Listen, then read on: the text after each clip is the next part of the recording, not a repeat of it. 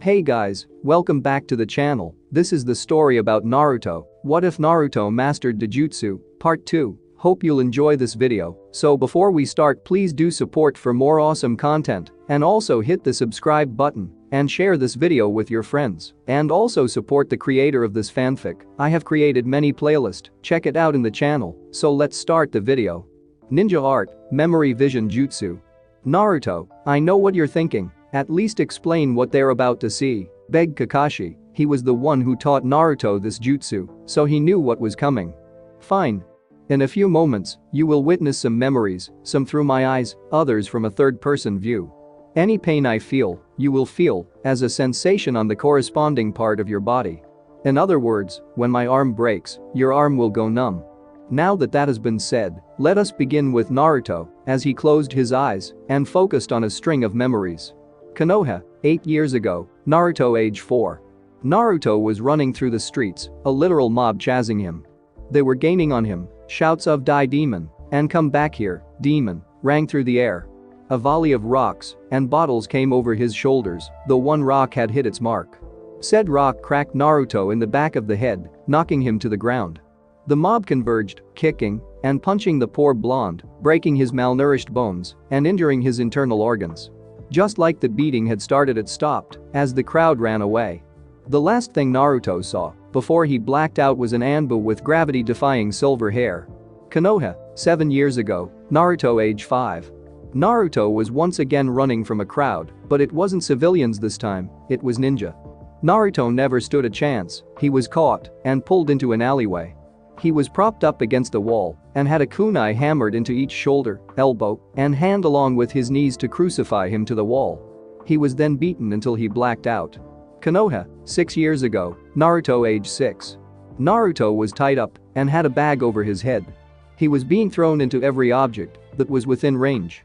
His body had deep cuts and the bone of his upper right arm and lower left leg were jutting out of the skin at grotesque angles. Naruto couldn't see, but he could hear the man laughing. Then all of a sudden he heard what sounded like a bunch of birds chirping and a voice that could almost be felt, yelling Chidori. Naruto waited for his death, but it never came. He was shocked when the rope that had been tying him up was cut off and the bag over his head was removed. He looked up to see who this person was, only to find the same silver-haired Anbu that had saved him almost countless times standing over him. He knew he was safe and allowed the darkness to take him. But not before heard the man speak, "Fuck the council and the elders. I'm going to take care of you, Naruto, even if I have to kill them all to do it." Grass Country, year and a half ago, Naruto age 11. Naruto was running full speed toward a bandit camp. He knew he had to get his friend out and he didn't care what it took to do it. He has just found his friend and was sprinting back to base camp so the medics could heal him. He had been tortured. There were burns, cuts, and literal holes covering his entire head. On his face there were 2 deep slashes that looked to have even cut the bone. He made it back to base camp and delivered his friend to the medic. Naruto was now standing outside the bandit camp. He created about 50 shadow clones to surround the area to make sure no one escaped. Then, he charged in. All he saw was red. He knew the Kyuubi was filling him to the max with his power, but Naruto didn't care. He was literally tearing through anything that got within his reach, some not even seeing their own death. Anyone who tried to escape was slaughtered by his clones, anyone dumb enough to try to attack him was torn to shreds. After about 7 minutes of pure slaughter, they were all dead, and Naruto collapsed. End of jutsu. Everyone was silent.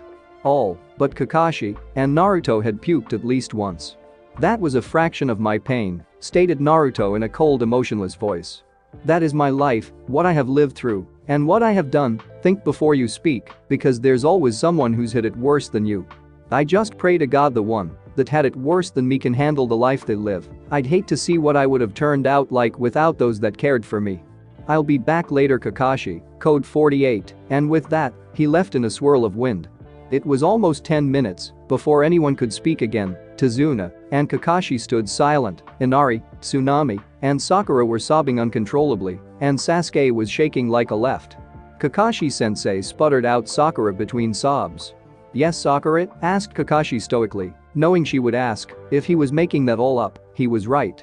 "That was just a genjutsu, right?" she asked, almost begged. There was no way that anyone could do that, right? No, Sakura, everything you've just witnessed was real. That all happened, and more, none of that was anywhere near the worst of it, stated Kakashi with a tear rolling out of his eye. What? What could be worse than that? Shouted Sasuke. He thought he had a terrible life with the death of his clan at the hand of his own brother. He would take his life any day over what he saw of Naruto's. And Kakashi just said it got worse? Kakashi hung his head and started shivering. On Naruto's 5th birthday, Kakashi was now crying, something that most thought impossible. It was the single most gut-wrenching thing he had ever seen. Me and another Anbu, Sasuke's brother Itachi, were to look over Naruto to make sure he stayed safe. There was a fight at the bar down the street between a few jonin. We went and broke up the fight, but it was just a diversion to get to Naruto. What happened? Asked Sasuke shakily. Anything that was actually planned out couldn't end well. 4 members of a clan broke into Naruto's apartment.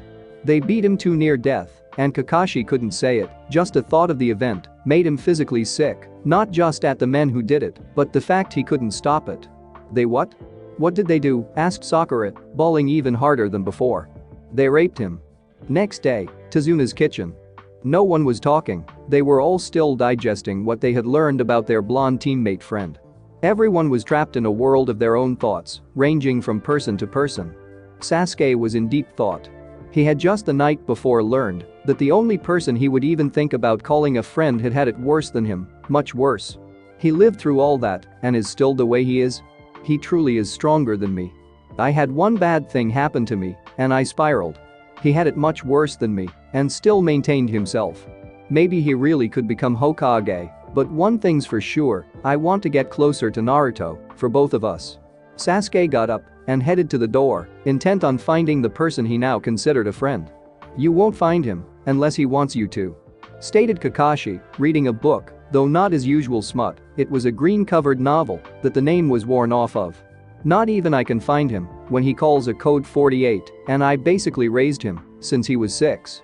Both Sakura and Sasuke were drawn back by this. They knew from the memories that Kakashi had saved Naruto a couple of times, but that he had actually raised him? Though that would explain some things. What is code 48? Asked Sasuke. If he knew what Naruto was doing, maybe he could help find him. It means that Naruto is on a self-appointed mission, probably training, stated Kakashi, while turning the page of the old green book. Then it shouldn't be that hard to find him? Questioned Sasuke. Normally no, but I and several others have trained him to be undetectable. Add that to the natural talent for stealth that everyone on both sides of Naruto's family has, you cannot find him. Not even a Hyuga can find him, stated Kakashi as he continued to read his book. I thought Naruto was an orphan? He doesn't have a family, stated Sakura like it was the most obvious thing in the world. His parents died the day he was born, his mother in childbirth, his father against a Kyuubi. A lot of people that knew his parents tried to adopt him and help him out, but it was immediately stopped by those idiots on the civilian council and a certain clan. They even went so far as to have a man assassinated for filling out the paperwork to adopt him, stated Kakashi, much to the shock of everyone in the room. Why did everyone in Konoha hate Naruto? It was only after me and several other very important people threatened to leave and sell secrets that they let me take over raising Naruto. But even then Naruto had to live on his own and was refused entry to the academy. That's why he was assigned to Anbu. It was the only thing that Lord Hokage had enough control over to keep the civilians and that clan out of. Since the day he was born he was technically a ninja of the village, stated Kakashi with an eye smile, remembering how he had hip-thrusted at the civilian council when Saratobi had finally outwitted them. Why would the civilians do that? Why was he considered a ninja at birth? What clan was against him? Rattled off Sakura, not understanding why something her mother was a part of would basically damn an infant to such a life. Sure, her mom didn't like Naruto, but that was just because of some stupid prank, right? Only Naruto and the Hokage can explain the first two, but the clan against him was the Uchiha, and it's for the same reason the civilians are against him to this very day, stated Kakashi, waiting the response from Sasuke, though the response came from Sakura. You lie. The Uchiha are great people. They would never do that, she yelled, not believing for a second that the great Uchiha would do such a thing. He's telling the truth, stated Sasuke soberly. When I was young I always heard my clan speaking of ways they could harm that boy. It must have been Naruto they were after. I remember there was a group of ninja that said they should put him in his place, and afterwards they went missing. Come to think of it, that was almost 8 years ago, and it was right around the time of the Kyuubi festival. Sasuke's eyes went wide, and he sprinted out the door. All that was heard was the sound of vomiting and sobbing. Sakura sprung up to go help him, but Kakashi blocked her and told her that he needed this. 5 minutes later, Sasuke emerged into the house, tears streaking his face. "What happened? What's wrong?" questioned Sakura. "I know the clan that was responsible for Naruto's rape. Forest clearing." Naruto had 500 clones all working on separate things, some his ridiculous chakra control exercise which was water walking while holding rocks, and branches to himself with chakra, some working on jutsu, including his newest idea for his own jutsu. Most of his ideas he needed to train his body more, others were just too ridiculous to ever work without major drawbacks. The next group of clones were making an anti-Sharingan seal. Not that he didn't trust Kakashi, but he knew Sasuke would unlock him soon, and he would be damned if someone would just steal his hard work. The rest of his clones were split between working on his wind element and training his Dōjutsu. He had 10 shadow clones fighting, each one-on-one. Naruto had the idea a while back to make his own Dōjutsu style. He knew 5 of them rather well, but just never hit full stride with any of them. He knew the strong fist from Guy, the interceptor from Itachi, and Shisui Uchiha, 2 men that helped him train when he was in Anbu, his father's style, which relied on outrageous speed. He learned this from a scroll that was left to him, the Haddock style, which mostly involved great reflexes with speed, and a good chunk of the Uzumaki style, which was built around unpredictability. He liked certain aspects of every style, but wanted to combine them into an amazing style that couldn't be truly countered. The power of the strong fist, the red, and reaction of the interceptor, along with his Dōjutsu when he needed it, the pure speed of his father's style, the reflexes of the Haddock style, and the unpredictability of the Uzumaki style. If he could successfully combine all 5, then he could become almost unbeatable in a Dōjutsu fight. But creating your own style is difficult, as it is, add combining 5 vastly different styles to the mix, and it would take years. But then again, Naruto could get a year's worth of work done in a 6-hour workout. With his godly chakra reserves, good chakra control, and the shadow clone jutsu, he could make almost 1,500 clones and have them all last almost 6 hours. There was a huge downside though, when he dispelled that many clones after more than 4 hours of training, no matter how spaced out, he would pass out for at least an hour from information overload. Right now he was dispelling groups of 50 from his group of 500. First the chakra control group, then the elemental groups, then the jutsu groups, and finally the group working on the Sharingan seal. He had the basics of sealing from Kakashi and a lot of different scrolls from what his father left him, along with the 1 to 2 times he would see Jiraiya a year. He still had to make Chunin to be able to move into the house his parents had left him, but that didn't bother him. He still had a lot of work to do before he felt worthy to live there anyways. The clone group had assembled the seal, but there were still kinks to be worked out, so he would finish and apply the seal tomorrow. The last group left to be dispelled was the Dōjutsu group. He had them fighting each other, switching up styles, and finding the strongest pieces of each style. So far he felt he had a great base to start from. He had picked the pieces to use, and enough to fill the gaps in between the opposing styles. "I'll start it at about 4 o'clock. That way when I pass out, it will be nighttime anyways," Naruto mused out loud as he reviewed his plan on building the style he was imagining. That afternoon, 4 o'clock.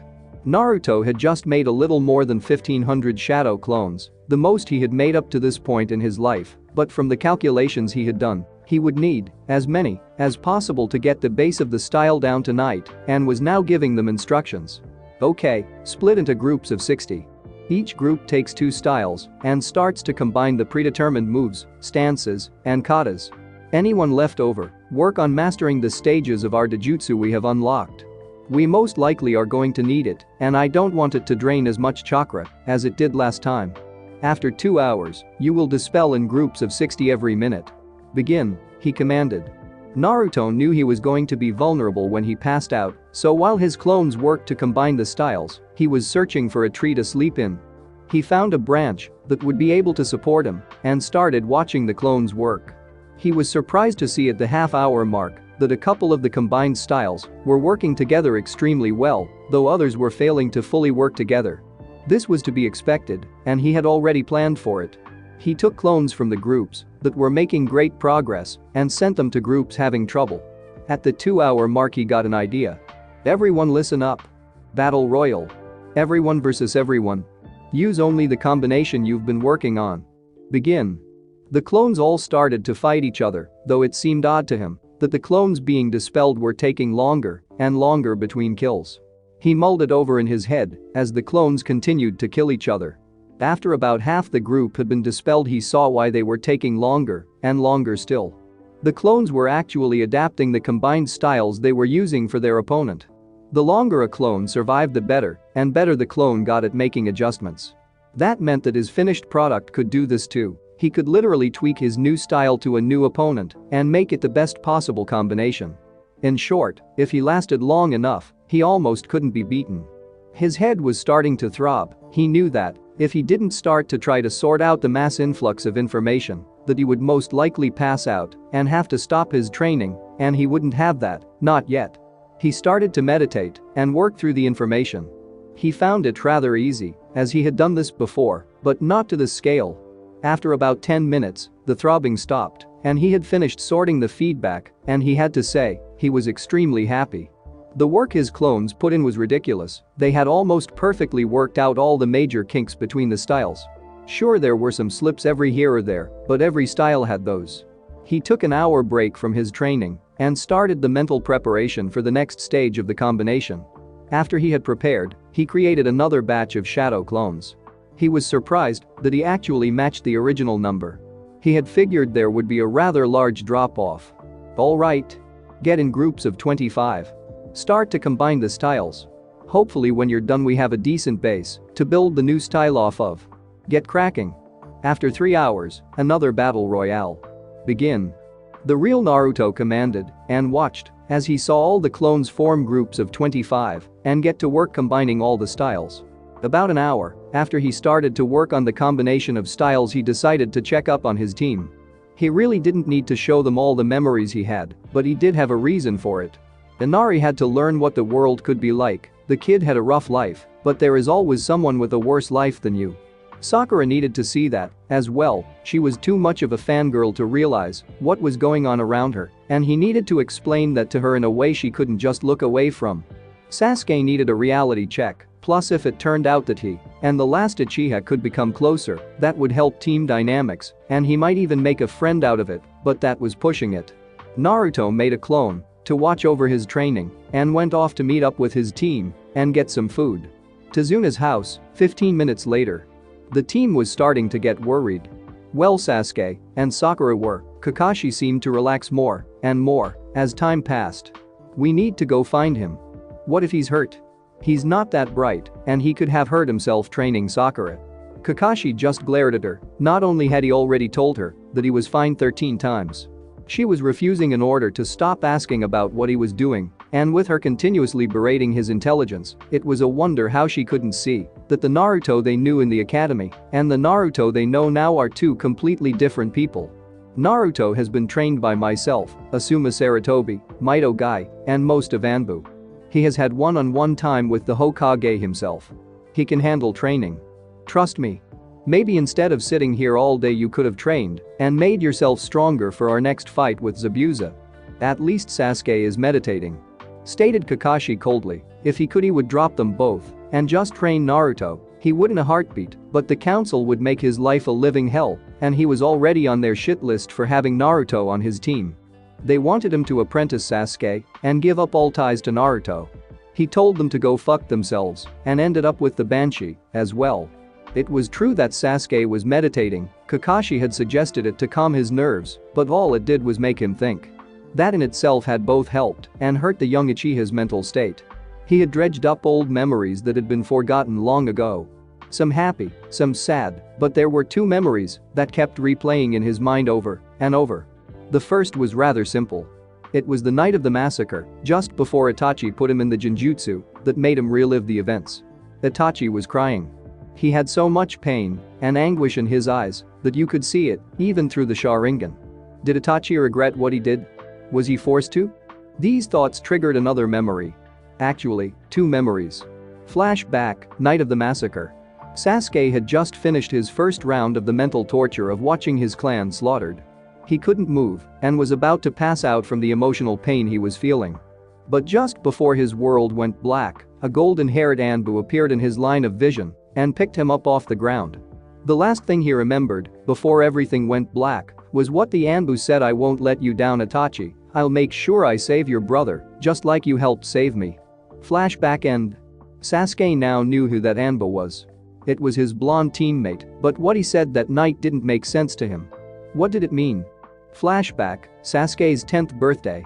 Sasuke had just made it home from the academy. It was another boring day, but then again, when you're better than everyone, that seems to happen quite a bit. He was about to enter his home when spotted a present sitting on the doorstep.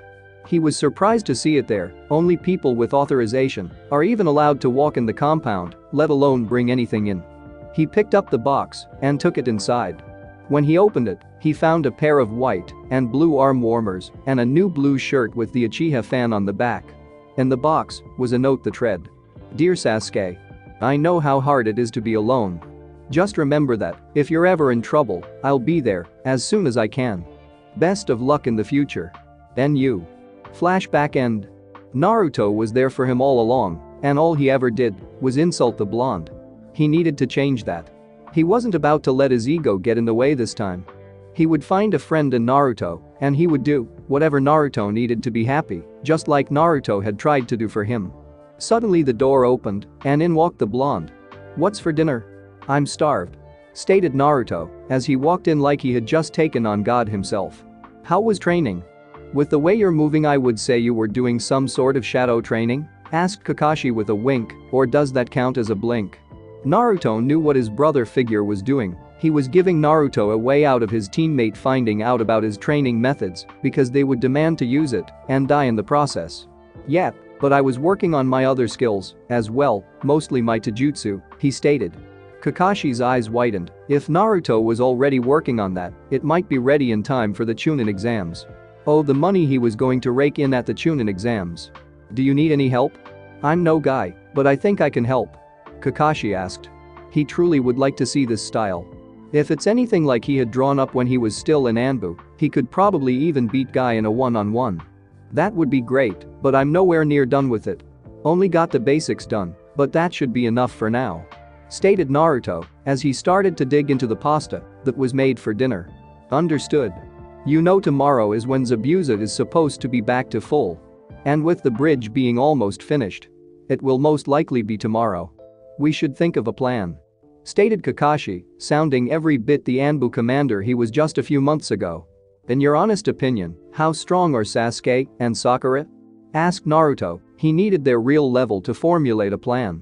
He knew that Kakashi could at the very least hold Zabuza off, but the Hunter Nin was a mystery, most likely Chunin to Jonin.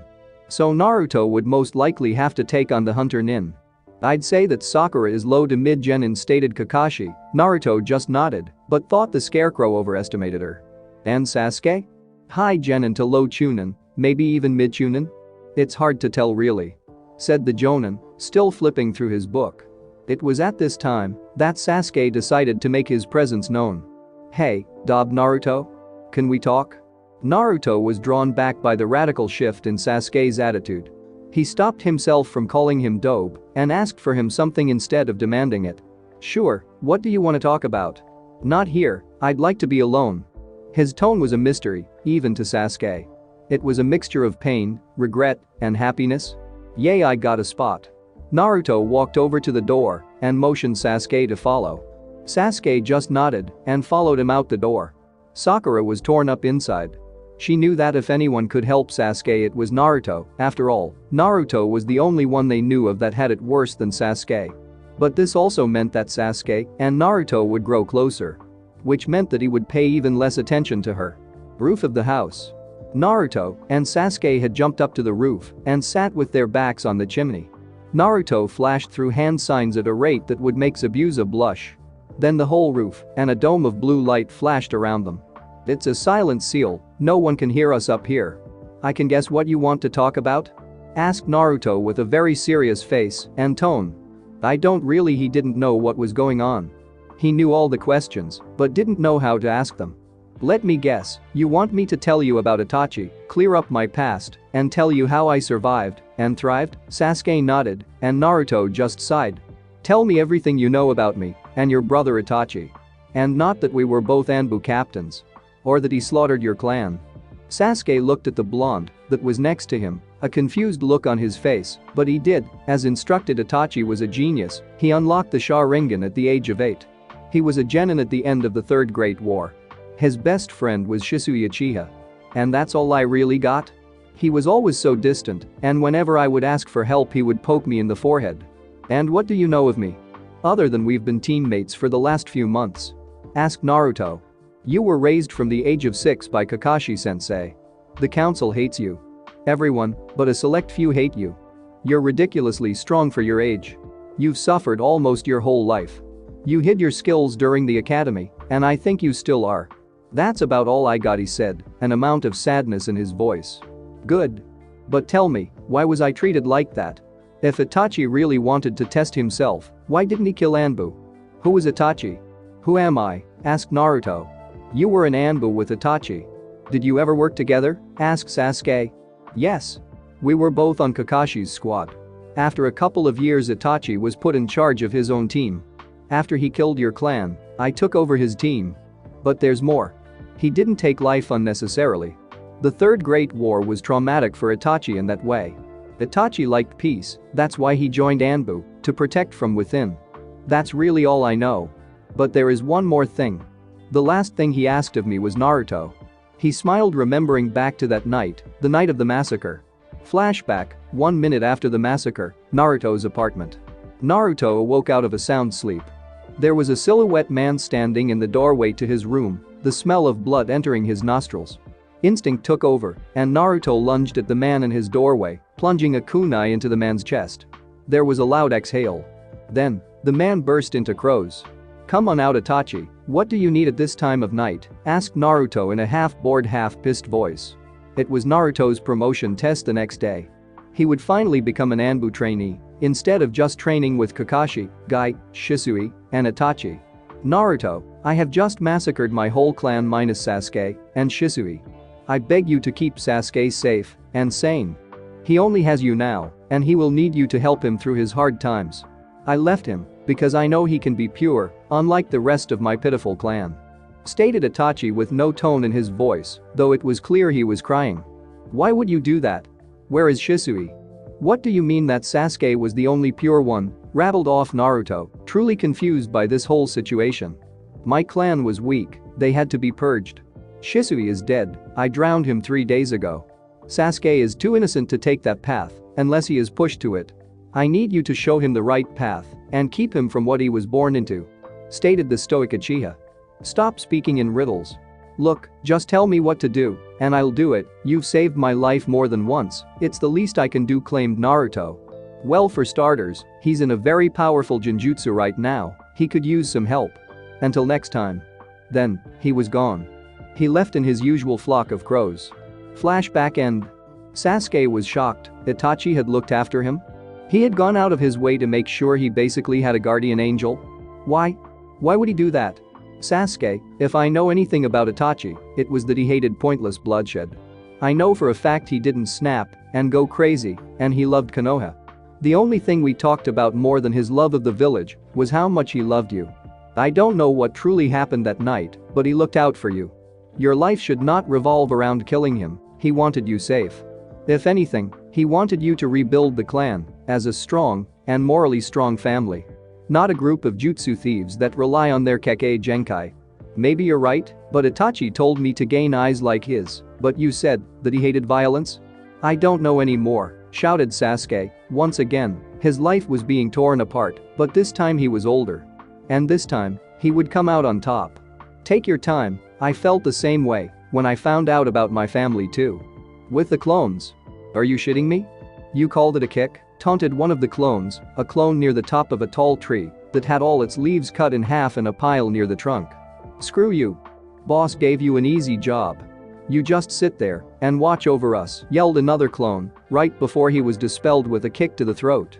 Alright guys, 15 more minutes until the battle royal. I'll inform the boss, and when he gets here it's time to start," yelled the clone on the branch. It had been almost 4 hours, and they were only supposed to go for 3. The clone jumped off the branch and swan dived into a group of clones, dispelling them all. With Naruto and Sasuke. The duo was just about to jump down from the roof when the memories of Naruto's dispelled clones came to his mind. Which surprised him, as they were quite a distance away. Nonetheless, Naruto had to go watch the training. "I'd love to stay and chat some more, but I have to go take care of something. Tell Kakashi I'll be back tomorrow morning, and if one is late to wait for me, you guys can't fight Zabuza and his cronies by yourselves." And with that, Naruto disappeared in a swirl of intense wind. Naruto is my best friend, my only friend. Maybe I should do what he suggested? Stop going after Itachi? Would I be happier? Or would it cause me more pain? What would I do if he comes back? Why does this have to be so complicated? Mentally shouted Sasuke. The blonde had changed his view on Itachi, flipped everything he knew upside down, and now he was his best friend? For the first time in almost 4 years, Sasuke smiled. Not a smirk or a grin, a true smile. At least he's here to help me through this is. With Naruto and clones. Begin. All the clones shot at each other with intent to kill. And that they did. Every blow that connected could end a fight, and with a quarter of the clones using his Dōjutsu, Naruto was seeing almost every second of it, or at least he would, when one of the clones was dusted. Naruto's head began to pound with the sudden influx of information, and about 45 seconds after he started the clone battle royal, he passed out. Mindscape. "Sup, Fox? Anything new?" asked Naruto as he took a seat and looked into the cage. "Sup, flesh bag? No, nothing new, just stuck in an idiot," stated the fox. "And just what makes me an idiot this time?" "I'm creating my own Dōjutsu style," questioned Naruto. "What are you going to do if you're forced to hand and have to use ninjutsu? You forget about that? Or what if you're facing someone in Kenjutsu? Like that Mamachi?" asked the fox. "Duh, I adapt. The style is made to adapt to your opponent, so I just need to adapt. Plus, I want to learn Kenjutsu. To be a great shinobi you need to be well-rounded, and I'm still only intermediate at sealing. I want to be able to use my father's jutsu, but I need to redesign the seal to work with me. On top of that, I still want to go to Uzoshiagakur and see if I can find anything. Maybe there's some sweet jutsu there that's lost to the world? Or maybe there's something that can help with my eyes." Naruto was just rambling on at this point, but the fox knew the kid had a point. Who cares if he was a little bit slow sometimes? When it came to anything ninja, he was a greater genius than his old man. "Shit. Someone is coming. You need to head back to the real world," warned the fox.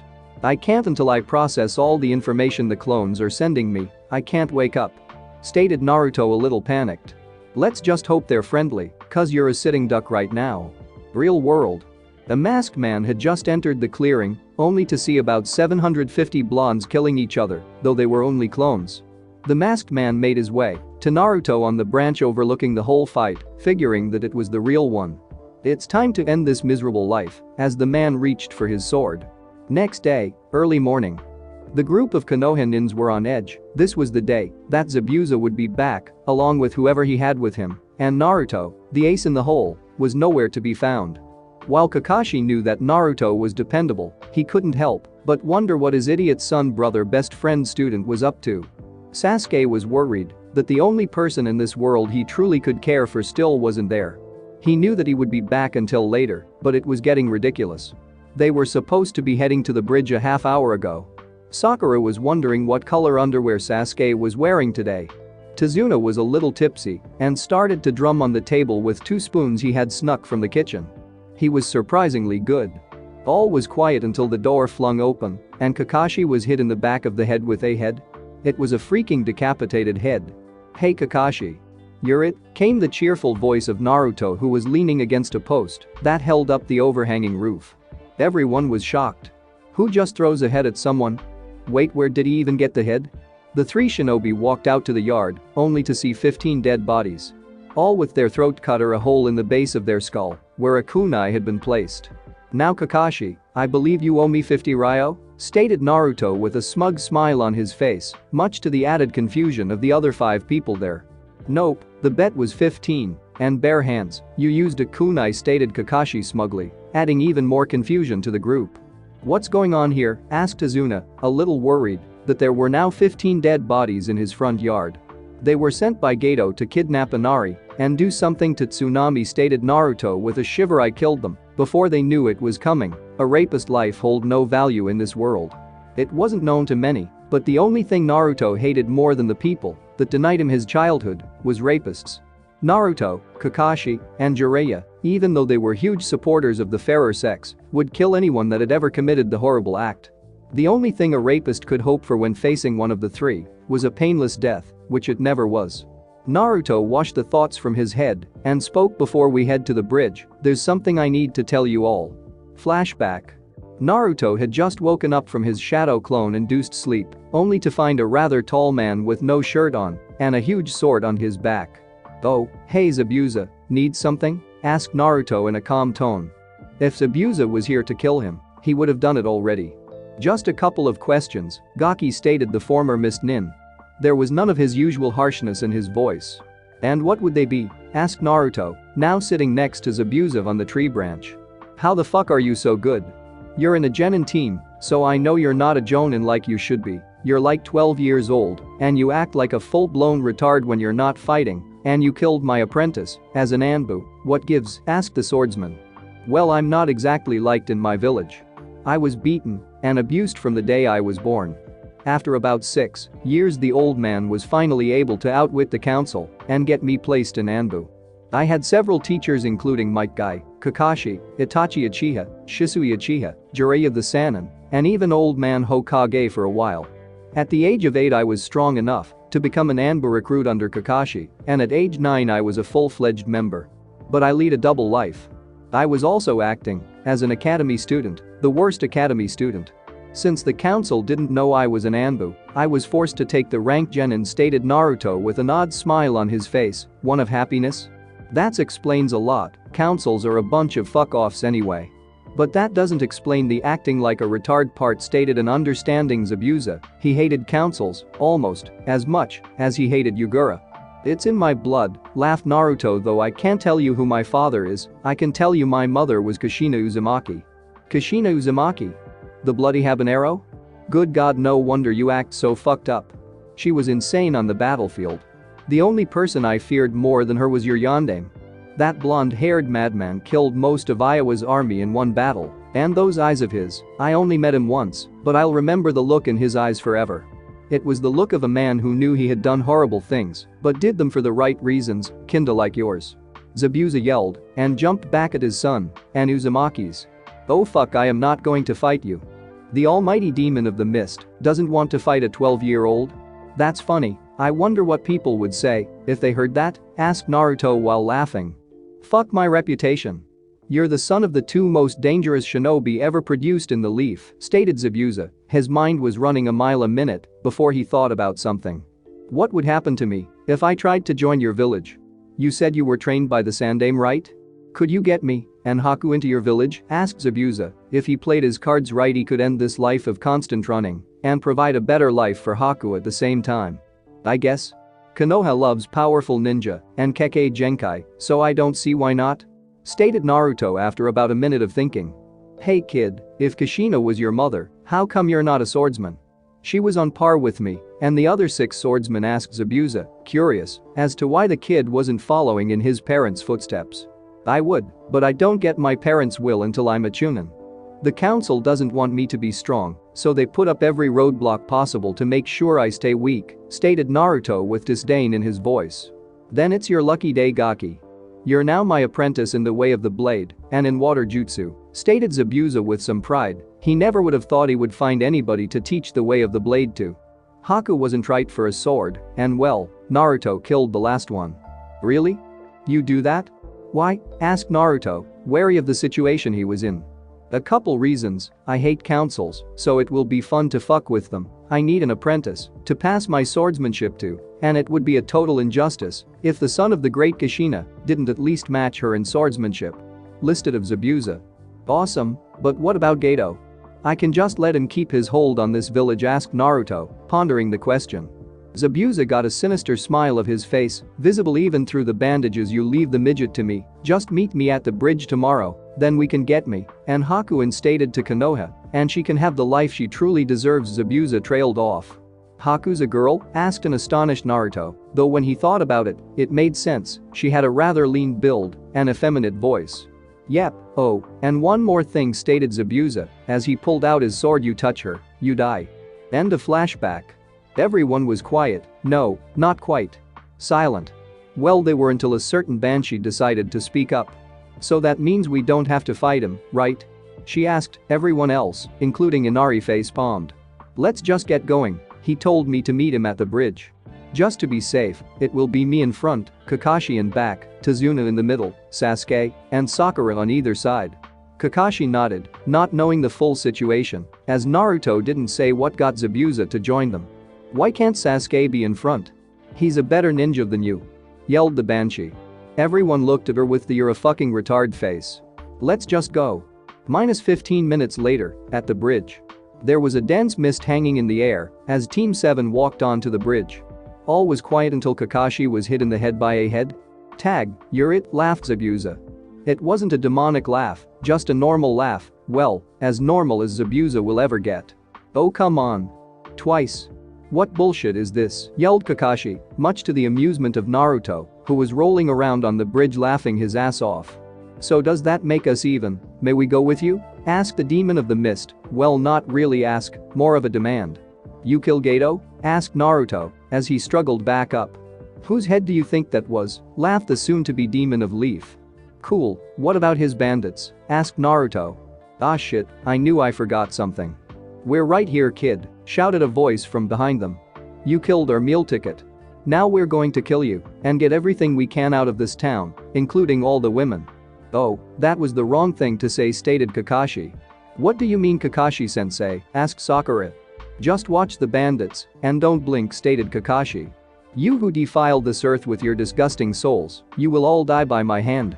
Those, as lowly as you don't deserve to live, shouted Naruto before he disappeared from sight. No jutsu, just pure speed.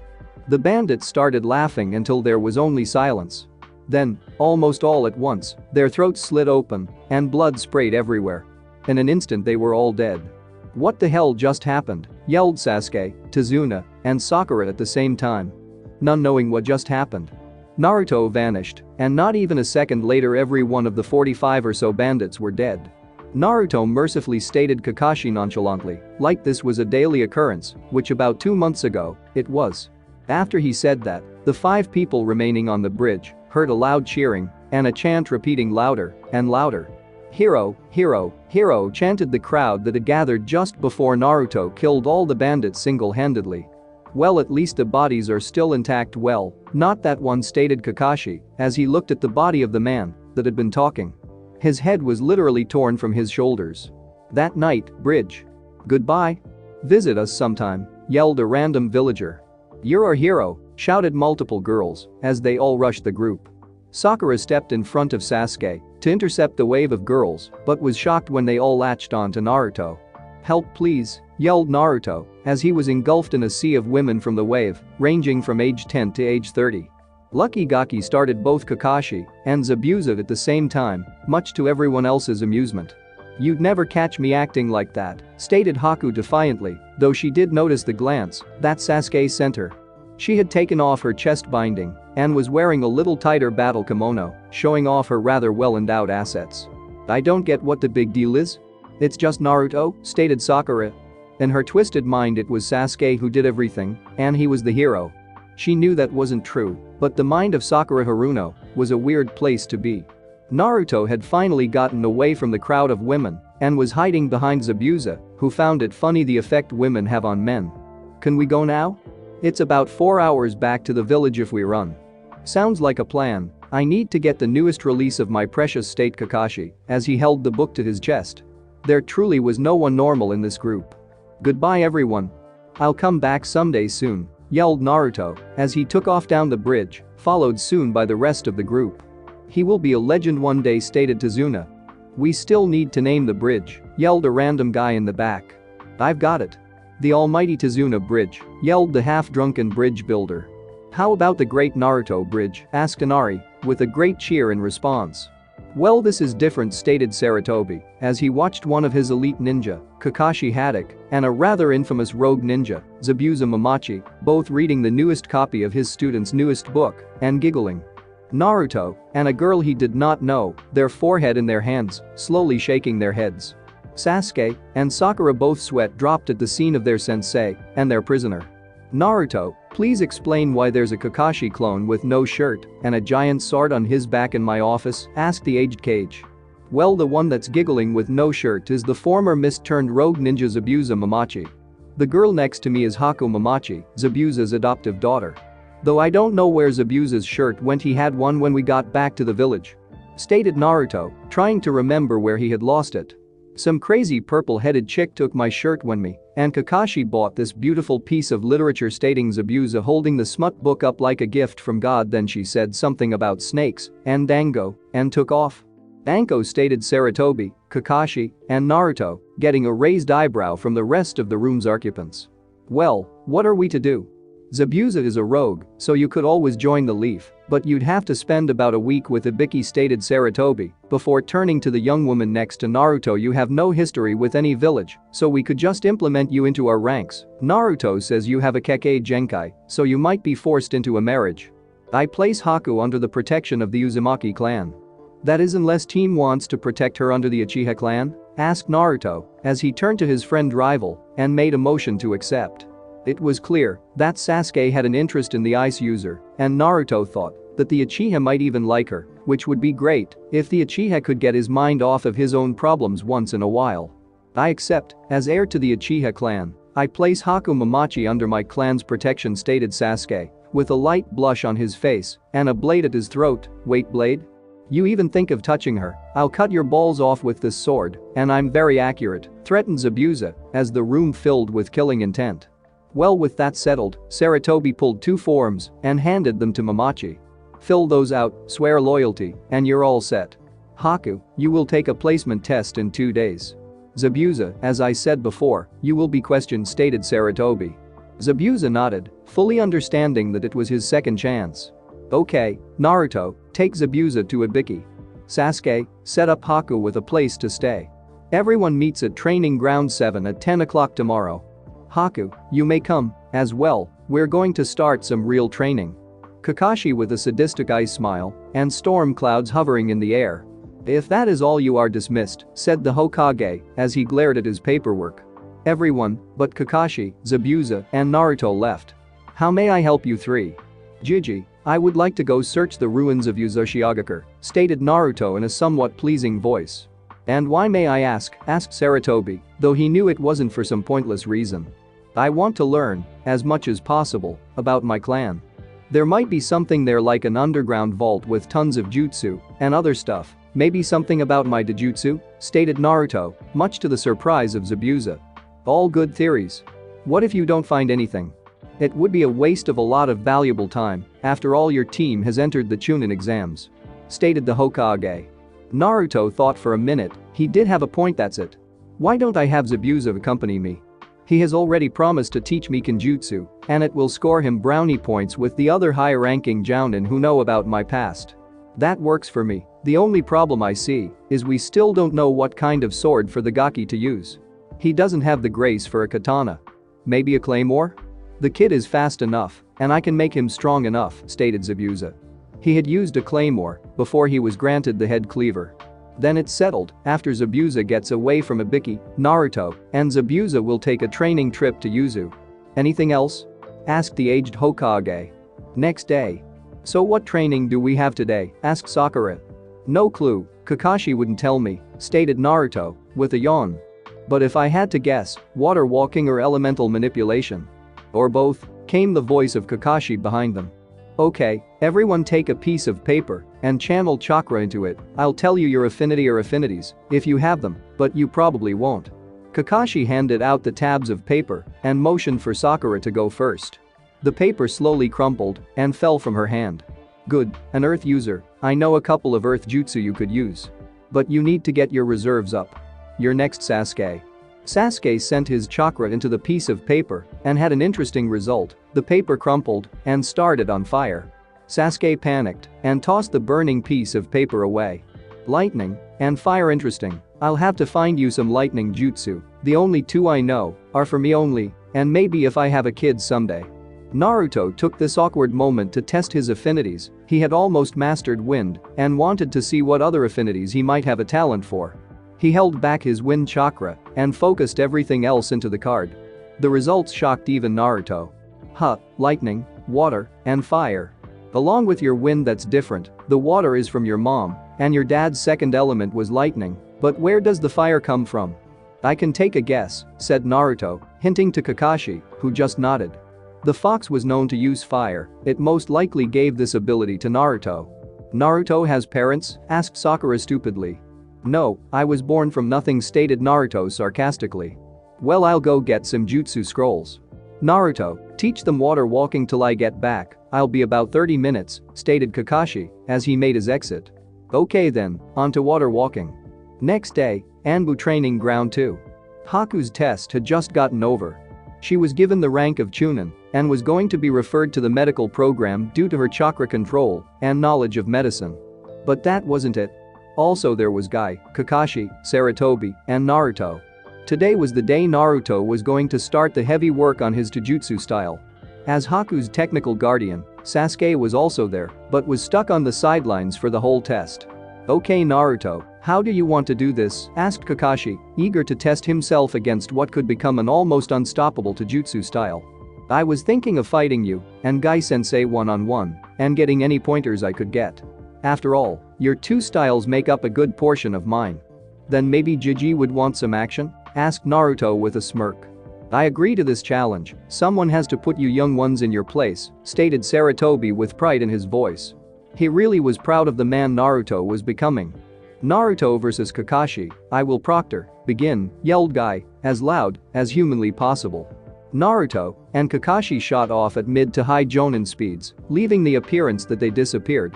In the blink of an eye the two were locked in a heated Dōjutsu battle. Kakashi had experience, but Naruto had a far superior style and could match Kakashi in strength. The two broke apart after about 3 minutes when Kakashi finally landed a kick on Naruto's right shoulder. I think it's time for the real spar to begin, stated Naruto as he channeled chakra into his eyes, revealing 2 diamonds in both pupils, showing that he had mastered the second level. Kakashi nodded and pulled up his headband to reveal his Sharingan. Then, they once again disappeared, well from Sasuke and Haku at least. If Guy had his way, he would be fighting right now. The skill his rival Kakashi had was on par with his own, though he was faster and stronger than Kakashi.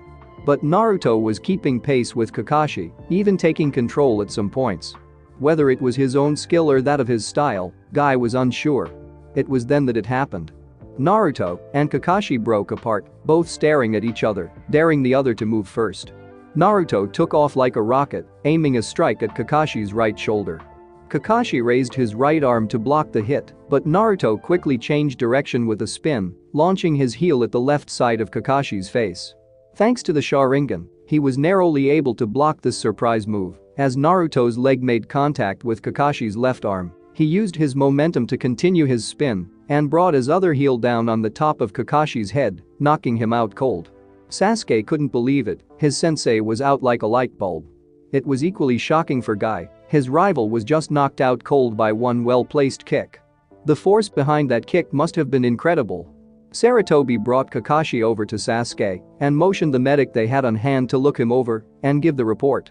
Both forearms are fractured and he has a very bad concussion. Those kicks are brutal, said the medical Anbu while looking over to Naruto. My youthfulness cannot wait any longer. We will fight now, my youthful opponent. Prepare yourself, for the youthful weights of youth are coming off. And just like he said, Guy took off both sets of leg and arm weights, he dropped them from about 3 feet and they left a crater where they landed. They both nodded and took off, Naruto at high jonin speed, Guy at ludicrous speed. The only reason Naruto was able to keep up with him was because of his Dōjutsu, which the first and second level both slowed time and greatly improved his reflexes. Even with these two advantages, Naruto was just barely able to keep up with the now unleashed Guy. Naruto was barely able to defend himself against the onslaught of green spandex. Guy was deeply impressed, the only other person that could keep up with him at this level was Itachi. But the combination of Naruto's Dōjutsu and his new style resulted in one incredible fight. But something was wrong, it was getting harder and harder to land blows on Naruto, and it seemed Naruto was landing blows more and more consistently. Naruto was adapting his style. After about 10 minutes, the full-out fighting was finally getting to both Guy and Naruto, and with Naruto's lack of experience, he was the first to make a mistake. Guy landed a punch on Naruto's left cheek, dropping him like a log. Next day, Anbu hospital room. Naruto had just awoken from his Guy-induced slumber when he heard a moan coming from the bed next to him, only to see Kakashi laying flat on his back and a bottle of painkillers on the table next to him. "Kyuubi? What happened?" asked Naruto. "You got knocked the fuck out." "Ha ha ha ha," laughed the great fox. "Good to see you're both awake." Naruto turned his head to see Sarutobi smiling from the doorway. Just then Kakashi sat up and yelled, "Don't worry, Mr. Peanut Butter King. I will stop the pudding bandits of Gumdrop Mountain." Before he laid back down and went back to sleep. "Wow, he hasn't fought the pudding bandits in 4 years, I must have hit him harder than I thought," stated Naruto with a surprised look on his face. This was actually the 3 times Kakashi had fought the pudding bandits. "Yes, it was quite a kick. Though I believe Guy may have one-upped you in the department," laughed the old cage. "Yay, hey, where is Guy? I would like feedback for my style," asked Naruto as he started to stretch out. He took his team on a 2-week escort mission. "You'll have left with Zabuza by the time he gets back, but if I must say, you are one hell of a fighter. You lasted 15 minutes with Guy on full blast. I can only think of a handful of people alive today that could do that," praised the old cage. "Thanks, old man. Now, can I get out of here?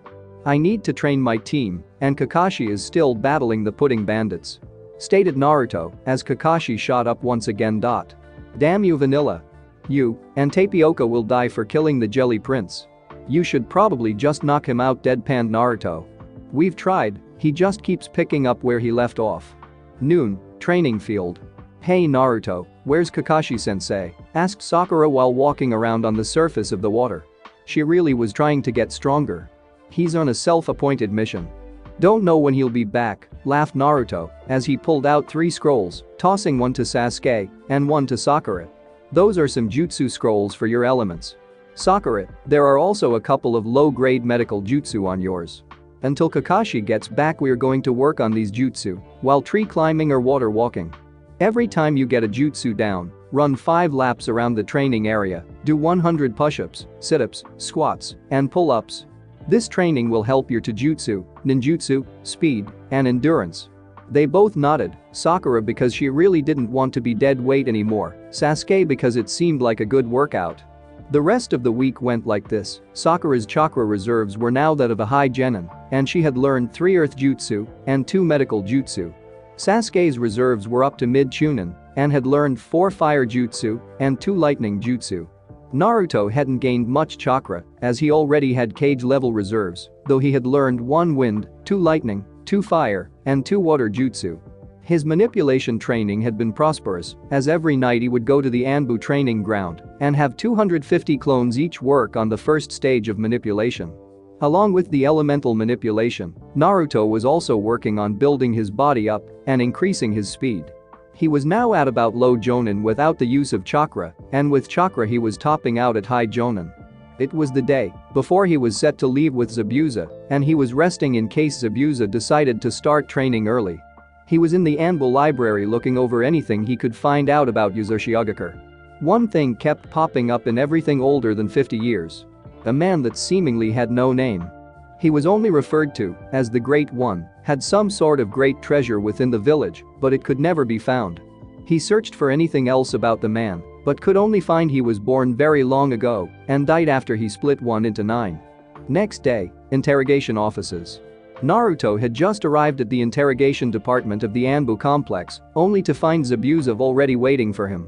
But something was wrong with the force. He was covered with cuts, bruises, and hickeys. "Okay, I know for a fact that Ibiki didn't do that," stated Naruto. "Ibiki used mental attacks, he broke his mind. But Anko on the other hand, you got stuck with Anko, didn't you?" "Oh, I stuck Anko all right," said Zabuza with a perverted giggle. "Explains the cuts and bruises," stated Naruto with a smirk. "Wha?" asked a confused Zabuza. She used to date Kakashi, but she broke up with him because he was too nice, laughed Naruto.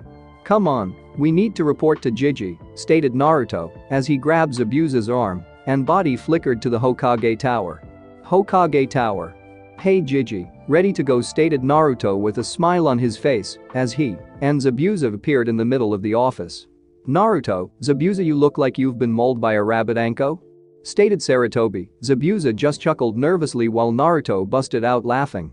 After a few minutes of Naruto laughing, the meeting got back on track. Okay, in order for this to be considered a mission, Naruto, you have to go as an Anbu.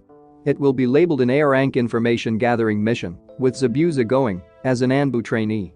I'm good with that. Stated Zabuza. Naruto just nodded. Then you leave at dusk. You have 2 weeks to complete this mission. It will take about 2 days to get there, stated Sarutobi. Well, come on Gaki, we need to find a sword for you to use. Then they both left, Zabuza in a swirl of water, Naruto in a swirl of wind. Minato, your son will leave you in the dust one day, maybe one day soon. The store Tenten works at. Zabuza and Naruto had each stopped at the Anbu Outfitters and had gotten new clothes. Naruto was wearing his old Anbu uniform and his fox mask. His whirlpool headband kept safe in a storage scroll. Zabuza was now wearing black Anbu pants, black sandals, a black muscle shirt, and Anbu forearm guards, along with his sword on his back and a new white ninja mask. They had just walked into what one would call a shinobi paradise.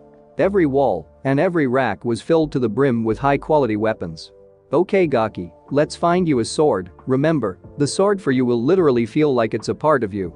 Stated Zabuza with a gleam in his eye, something that slightly frightened Naruto and the girl working the register. -2 hours later. Are you kidding me?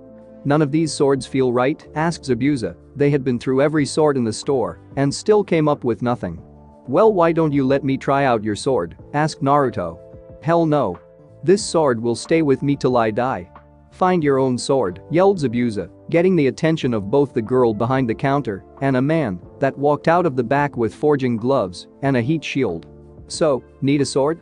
Come on back, Fox-san, said the older man, motioning the two to follow him. In the back of the shop was a storage forge area. They followed the man to the back right corner and saw an assortment of very high-quality swords. So I'm guessing you didn't like anything on the main floor, eh? Well, that happens. We only keep katanas, wazakas, and ninjatos out there. And judging by your muscle tones, sir, I'd say you'd be better off with an adachi or a claymore. If your friend is any indication, maybe you need a custom sword, is the headhunter. Yelled the man, pointing at the sword on Zabuza's back. Yay, the one and only, but while the Gaki is my apprentice in the art of the sword, he is never going to use it. I worked way too hard to get this blade, stated Zabuza. I can imagine. To gain the sword of Zabuza Mamachi must have taken incredible skill, stated the older man in wonder. I am Zabuza. The old man went pale, but not from fear. He had only heard legends of this man and heard he was in his shop looking for a blade suitable for the man's apprentice. If one of these blades does not fit you, I will make you a custom sword to fit you perfectly. Please try out these blades. I will make you your own blade off of one of these, said the man to Naruto, gesturing to the wall of amazing swords. Why couldn't I just buy one of these? Asked Naruto. They all belong to other people, some dead, some retired, some just spares. I cannot sell these blades, but I can make one that will fit you perfectly, stated the man with pride. Naruto tried them all, but two stuck out. Out of the 25 or so swords on the wall, an adachi with a red leather grip and claymore with a golden grip. Naruto pointed to both swords. These both felt great, almost perfect, as he lifted them both up at once. Zabuza couldn't help but think of how he found the blades familiar. Naruto inspected both swords and started slashing air. Both Zabuza and the older man looked on in wonder. The kid was one-handed swords that an average chunin could only hope to use with both hands. Those are Kushina's swords. And he moves just like her. And the blonde hair, just like Minato. It's Naruto. I have to give him the swords. Thought the older man. Naruto said to the older man in a cheerful voice. Naruto froze. How did the old man know it was him? I am going to give those swords to you. They both are yours by way of your heritage. I'm afraid I can't say any more, but I can try to make it up to you. Give me 2 minutes, and he then runs off into a small office. Zabuza took this time to get a closer look at the blades. The Nadachi was a masterpiece. The blade was made of chakra-conducting material, and the handle was of a deep red leather with white stitching. The hilt was made of the same material as the blade and had 2 swirling patterns on either side of the blade. The claymore, in his opinion, was even more beautiful. Made of the same chakra-conducting material as the Nadachi, its handle was of golden leather and blue stitching. The hilt was the same as the Nadachi, oval plates with swirl patterns on either side of the blade. "Got 'em, here, these go with the swords," said the older man, holding 2 sheaths, both being a deep blue. Naruto took the sheaths and stowed the large blades before attaching them to his belt. "And this is a scroll containing a 2-sword Kenjutsu style. With the way you were able to handle those blades, you should have no problem." "Thank you. How much do I owe you?" asked the blonde. "No charge, those blades belong in your hands, now get going and learn to use them," smiled the older man. Naruto bowed, and he and Zabuza walked out the front door, both smiling from ear to ear. Well, Naruto was smiling, Zabuza was smirking, thinking about the training he was going to give the blonde. Tenten was shocked. Not only did she just see the coolest sword ever on the back of an extremely muscular guy, but an Anbu the same height as her just walked out with the 2 swords that belonged to Kushina Uzumaki, one of her idols. "Dad? Who just took Lady Kushina's swords?" asked Tenten. The only person that held her new Lady Kushina in higher regards was her father, and to him those blades were priceless. "That man, my dear, is their rightful owner." 2 days later. "Come the fuck on. Are you tired already?" yelled Zabuza as he took another swipe at Naruto as he blocked it with his claymore while swinging his Nadachi at Zabuza's head. "Screw you. I'm carrying 2 swords and you've trained your whole life to fight with that thing," protested Naruto as sidestepped a chop and swiveled on his feet.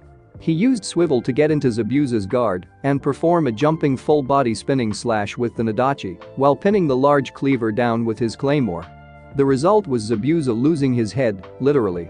Zabuza's head and body then reverted back to water. "Nice job, Gaki. You're a frighteningly fast learner." What the hell was spinning?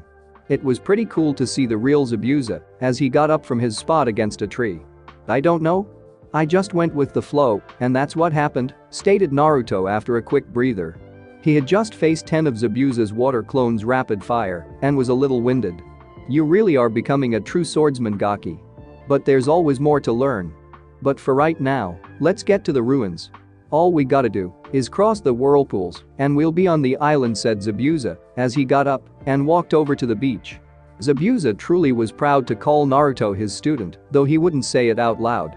Naruto had learned most of the 2 blade styles that the weapons store owner had given him.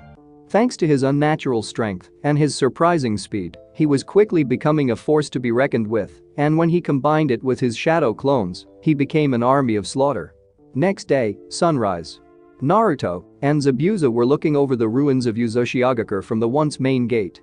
It was a beautiful and haunting sight. The sun was slowly bathing the ruins in a glow of deep orange that made it look like the whole village was ablaze. They were staring over the village for what seemed like hours, though it had been only minutes. All was quiet, and that's when Naruto saw it. Next to a fountain near the middle of the village. A man with spiky hair and piercing eyes. The man nodded to Naruto and sank into the water, never leaving a ripple. Thanks for watching my video. Leave a like if you enjoyed my video, and also do consider subscribing to my channel for more awesome content. If you want the next part of this story, let me know in the comment box. See you next time. Till then, sayonara.